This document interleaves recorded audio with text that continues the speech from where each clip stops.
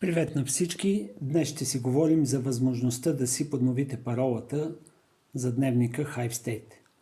Причини в днешния забързан свят много. Било забравена парола, било първоначална парола без сериозни намерения, просто с цел разглеждане и после възникнало сериозно намерение. Било отмерки за сигурност, ако сте свикнали с идеята за периодична смяна на паролите си и така нататък. Казвал съм го на тези, които са ми писали лично, ще го кажа и сега. Обърнете внимание, че дори аз не ви знам паролите. Паролите ви се записват след кодиране от специфичен за целта алгоритъм до неузнаваем вид с 150 символа.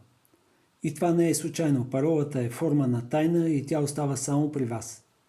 Прието е, че едно нещо е тайна, ако се знае от не повече от един човек.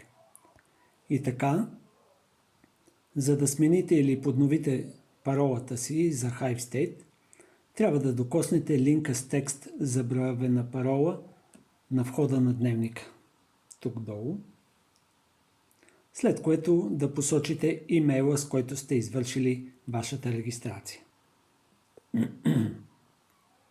Извинете. Докоснете бутона Изпрати. Приложението ви информира за това, че ще получите инструкции. Потърсете писмото от Hive State с подобаващо заглавие.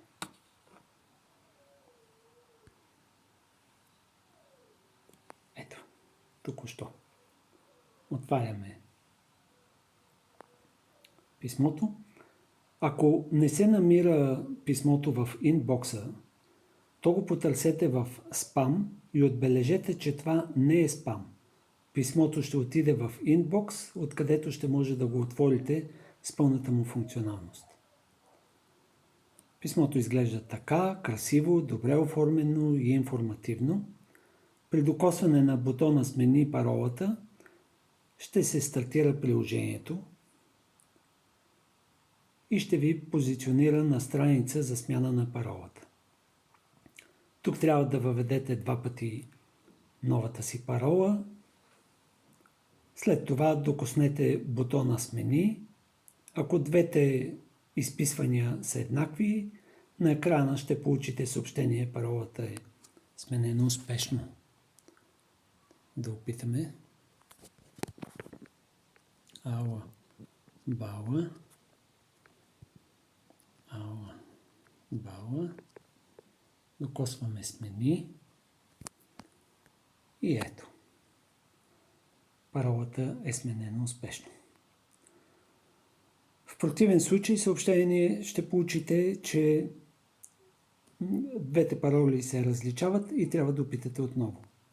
След като смените паролата си, въведете потребителското си име и новата парола в полетата на входа на дневника и ще достъпите отново всичко, което сте си записали по-рано. Успешна година и не се колебайте. Свържете се с мен в случай на нужда от помощ и въпроси.